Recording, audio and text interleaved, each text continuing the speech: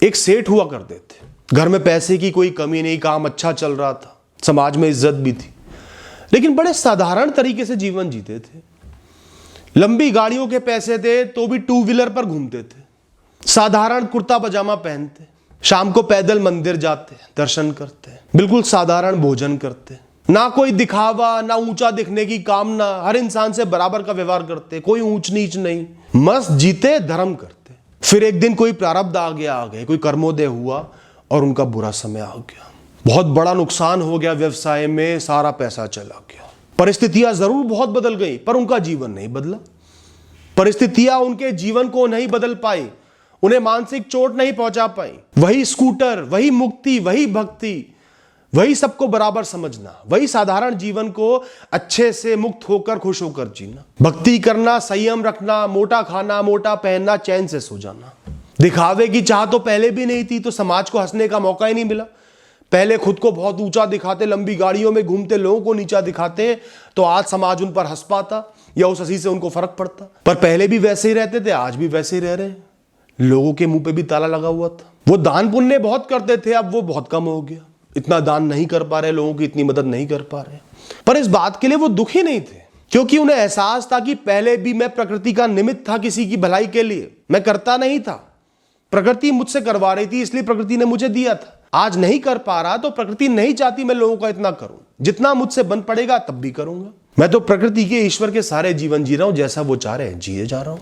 ध्यान से सुनना, उनके दान में भी मैं का भाव नहीं था कि मैं दे रहा हूं, मुझे प्रकृति ने दिया है, उनको देने के लिए मैं तो निमित्त हूं, इसलिए दे रहा हूं। इसलिए उनको उस बात का भी दुख नहीं हुआ। समय का चक्र फिर घूमा, धीरे धीरे वो फिर से आगे बढ़ गए, फिर से पैसा आने लगा, अच्छे कर्मोदय हुए और उनका रहन सहन वैसे ही कायम रहा।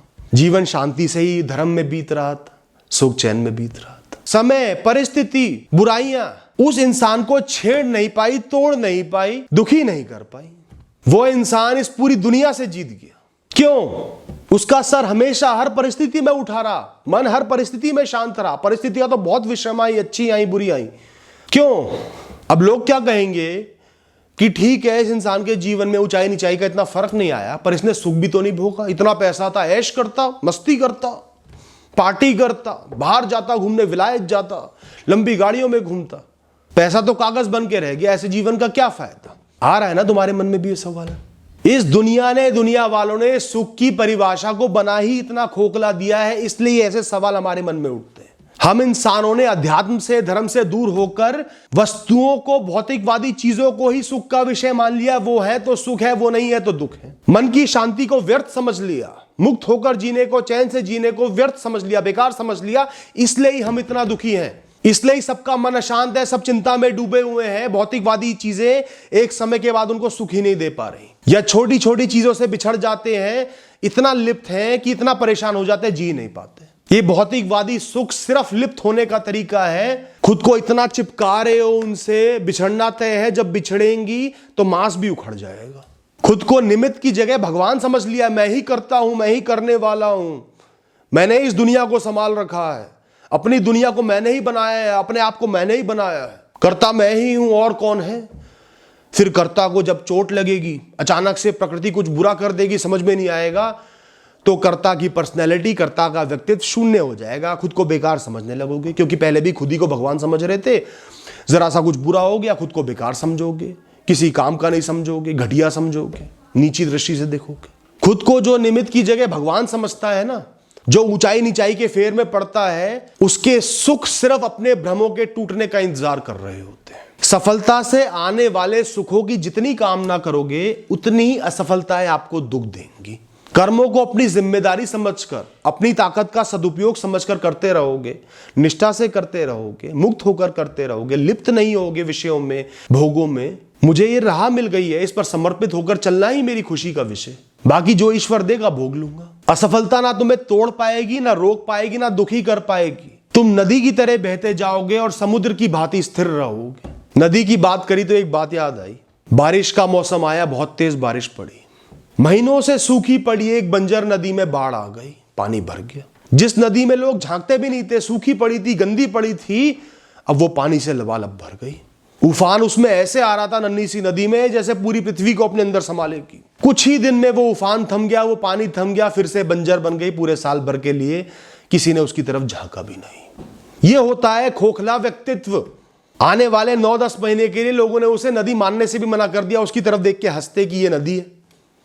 और एक तरफ विशाल व्यक्तित्व का समंदर है जिसमें बड़ी से बड़ी नदी आकर मिल जाती है, पर उसको फर्क ही नहीं पड़ता। वो तो स्थिर रहता है, मस्त रहता है, मुक्त रहता है, अपनी लहरों से जमीन को सहलाता रहता है। उसका अस्तित्व इतना विशाल है कि भारी विषय उसको छू ही नहीं पाते, चाहे कितने ही बड़े हो। जैसे वो सेठ था, वो हर परिस्थिति में एक सा रहता है, लेकिन जब कभी कभार उसकी अंदरूनी ऊर्जा जाग जाती है, वो तीव्र हो जाता है, तो क्षण भर में पृथ्वी को अपने होने का एहसास दिला देता है, पृथ्वी को थर थर कपवा देता है।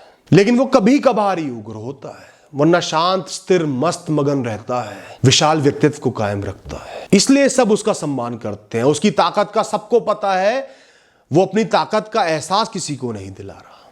जैसे वो सेठ था, सबको पता था कि ये अमीर है, पैसा है, पर उसने किसी को एहसास नहीं दिलाया, किसी को नीचा नहीं दिखाया, इसलिए लोग उसका सम्मान भी करते थे। किसी ने बुरे समय में उस पर प्रश्न भी नहीं उठाया, मजाक भी नहीं बनाया। तुम जितना भारी विषयों से उछलोगे, फिसलोगे, लिप्त होगे, उतना ही तुम्हारा व्यक्तित्व छोटा बनता जाएगा, खोखला बनता जाएगा, फ्रेजाइल बनता जाएगा। तुम्हारा जन्म समुद्र के रूप में हुआ है दोस्तों, खुद को पहचानो। तुम्हें विशाल व्यक्तित्व मिला है, छोटा उसे तुम कर रहे हो, भारी विषयों में लिप्त होकर, उन पर डिपेंड होकर, उनमें फंसकर। सिर्फ खुद को पहचानने की देरी है, अंदर झांकने की देरी है, व्यक्तित्व को गहरा समझने की देरी है। सुख, आनंद, खुशी से कभी भी पागल मत होना। इनकी जड़ों में हमेशा बिछड़ना छुपा है, दुख छुपे हैं, लिप्त होना छुपा है, माया छुपी है, आदत, लगाव, खोने का डर। जितना इनमें लिप्त होगे उतना ही आपको घेर लेंगे। ना इनका सुख भोग पाओगे और इनके बिछड़ने का दुख आपको जीने नहीं देगा। और जब भी जीवन में दुख आए तो खुद को मत खो देना। उनकी जड़ों में सुख छुपा है, सच्चाई छुपी है, एहसास छुपा है कि सब विषय मायावी है, नकली है, मेरा अपना कुछ भी नहीं है, यहां पर सबने चले जाना है। एहसास छुपा है कि मैं इसके बिना भी जी सकता हूं, खुश रह सकता हूं। अध्यात्म छुपा है कि मुझे अंदर झांक कर अंदरूनी रूप से जीवन को जीना है, किसी पर निर्भर नहीं होना। तो दुखों से दुखी मत होना, सुखों में पागल मत होना। दुखों की जड़ों में तो बुद्धिमत्ता छुपी है, सीखें छुपी है, आंतरिक जागृति छुपी है दोस्तों। जो दुखों में भी शांति से सो लिया, मुस्कुराकर खोने को स्वीकार कर लिया, उससे ऊंचा कोई नहीं है। वही जीवन की ऊंचाई है, वही जीवन की सफलता है, वही सफल जीवन है। जो इंसान समुद्र की तरह स्थिर रहा, दुखों में भी सुखों में भी। पूर्ण तरीके से स्थिर तो कोई भी नहीं रह सकता, मैं भी नहीं रह सकता इतनी बातें करने के बाद भी। पर बिल्कुल कांपो तो मत, खुद को खो तो मत दो, थोड़ा तो स्थिर रहो। स्थिर रहना भी एक यात्रा है, उस यात्रा पर तो आगे बढ़ो, उस राह पर तो आगे बढ़ो। ये दुनिया सिर्फ एक खेल है, यहां कुछ भी सच्चा नहीं है, सब सिमुलेशन है। ऊपर से एक भीड़ तुम्हें देख रही है, कोई तुम पर दांव लगा रहा है, पैसा लगा रहा है, कोई तुम्हारी जीत पर पैसा लगा रहा है, कोई तुम्हारी हार पर पैसा लगा रहा है। तुम्हें भिन्न भिन्न परिस्थितियों में रखकर एक खेल खेला जा रहा है। तो इस खेल को खेल की तरह खेलो, इसमें लिप्त नहीं होना, बंधना नहीं है, जीतना तुम्हें है। कोई भी काम करने से पहले, कोई भी फैसला लेने से पहले, अपने स्वभाव को बाहर लाने से पहले यह जरूर सोचना कि कल अगर तुम इन विषयों से, इन सोच से, इन परेशानियों से मुक्त हो जाओगे और फिर खुद को वो काम करते हुए देखोगे, तो क्या तुम्हें खुद से घृणा तो नहीं होगी? मुक्त होकर तुम करते, कोई फैसला लेते तो भी क्या यही फैसला लेते? कहीं ऐसा ना हो कि सभी भावों से मुक्त होकर तुम खुद को इस सीन में, इस परिस्थिति में हरकतें करते, फैसले लेते देखो तो सर झुक जाए शर्म के मारे, शर्मिंदगी हो जाए कि ये तो मैं था ही नहीं, मैंने ऐसा क्यों किया, भावनाओं में, समय में, परिस्थितियों में फंसकर मैं इतना कमजोर कैसे बन गया, इतना गलत कैसे बन गया। तो खुद को हमेशा तीसरे व्यक्ति के रूप में देखो, किसी भी भाव में, किसी भी परिस्थिति में फंसे हुए कि मुझे सही क्या करना चाहिए, इस समय क्या करना चाहिए, कैसे जीना चाहिए। सच सिर्फ वो है जो नित्य है, सदा सदा के लिए है, सदा सदा से था, जिसको नष्ट करना नामुमकिन है। जो टूट जाए, जो मिट जाए, जो खत्म हो जाए, वो सिर्फ भ्रम है दोस्तों। अब फैसला कर लो इस दुनिया में क्या सत्य है, क्या सनातन है, क्या भ्रम है। जो भ्रम मात्र है उसमें ताकत ही नहीं है कि वो तुम्हें लिप्त कर पाए, जब तक तुम मानसिक तौर पर उससे लिप्त ना हो, चाहे वो सुख हो, चाहे वो दुख हो। और सच तो यही है कि जो भी तुम्हारी इंद्रिया अनुभव कर रही है वो सब माया मात्र है। इंद्रिया तो है ही जरिया माया को तुम्हारे मन से जोड़ने के लिए, तुम्हें छलने के लिए। तो जब भी किसी व्यक्ति, वस्तु, विषय से जुड़ो, ये सोच कर जुड़ना कि ये माया है, ये मिट जाना है, ये भ्रम है, ये हट ही जाना है आंखों के सामने से। नियति को जानकर और समझकर ही जुड़ना दोस्तों, वरना मत जुड़ना, मत लिप्त रहना, उस सेठ की तरह रहना। सत्य की तरफ चलोगे तो समुद्र बन जाओगे, फर्क ही नहीं पड़ेगा। छोटी बड़ी नदियों के मिलने ना मिलने का, छोटे तूफानों का, बारिश का फर्क ही नहीं पड़ेगा। झूठ से आकर्षित होगे, माया से आकर्षित होगे, माया में विषयों में लिप्त होगे तो बरसाती नदी बन जाओगे। आज चंद क्षणों के लिए उफान आ रहा है, डरा रही है, फिर महीनों महीनों के लिए सूख जाएगी, कोई देखेगा भी नहीं, खुद पे ही घृणा आने लगेगी, आत्मविश्वास शून्य हो जाएगा। हमेशा हर स्थिति में ये सोचो, ये देखो मेरी इस जगत की तरफ, जीवों की तरफ क्या जिम्मेदारी है, क्या अच्छा मुझे करना है, भलाई कैसे उत्पन्न करनी है। अपनी जिम्मेदारी से ना बचना ना भागना, अपनी ऊर्जा का सदुपयोग करना है और चैन से सो जाना है। परिस्थितियों के अनुकूल होने की कामना मत करो। आपको उनके हिसाब से जीना ही नहीं है, वो आपकी मालिक नहीं है, आप उनके मालिक हो। आपको अपने हिसाब से जीना है। मैं कौन हूं, मेरा व्यक्तित्व ऊंचा है, मैं उस हिसाब से जीऊंगा, चाहे परिस्थिति कोई भी हो। यही आपकी जीत है, यही आपकी मजबूती है, यही सबसे ऊंचा जीवन है दोस्तों। बरसात आए या तूफान, तुम्हें मुस्कुराते रहना है, तुम्हें स्थिर रहना है, तुम्हें मुक्त रहना है, तुम्हें आनंद में रहना है। हमेशा ध्यान रखना, तुम यहां एक मकसद से आए हो, तुम यहां के हो ही नहीं। कुछ कार्य पूर्ण करने आए हो, कुछ कर्मों का उदय देखने आए हो, नए कर्म बनाने आए हो, खेल का हिस्सा हो कुछ समय के लिए। कोई रिश्ता भी बनता है, कोई व्यक्ति भी तुमसे आके जुड़ता है, तो तुम दोनों निमित्त हो एक दूसरे के सुख और दुख के। किसी कर्मोदय की वजह से तुमको जोड़ा गया है, कारण की वजह से जोड़ा गया है। इस प्रकृति के कण कण से तुम सिर्फ कर्मों की वजह से जुड़े हुए हो। जिस दिन वो कर्मोदय से मुक्त हो जाओगे, उस दिन बिछड़ जाओगे, अलग हो जाओगे, और साथ ही कुछ नए कर्मों की रचना हो जाएगी आगे किसी विषय वस्तु व्यक्ति से बांधने के लिए। खुद को यहां से अलग देखो, पराया समझो, ऊंचा समझो, अलग समझो, महत्वपूर्ण समझो।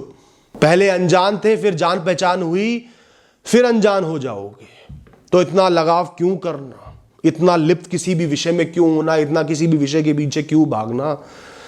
जितना विषयों से मुक्त रहोगे, अलग रहोगे, दूर रहोगे, बदलते समय के साथ नहीं बदलोगे, उतना तुम सुखी रहोगे, मुक्त रहोगे, चैन से जियोगे। अगर हर बूंद से भरने लगोगे, भरने का एहसास करने लगोगे, या खाली होने का एहसास करने लगोगे, तो बरसाती नाला बन जाओगे। कभी भी शांति नहीं मिलेगी बादलों से घिरे हुए इस रेगिस्तान में। Thank you and all the best.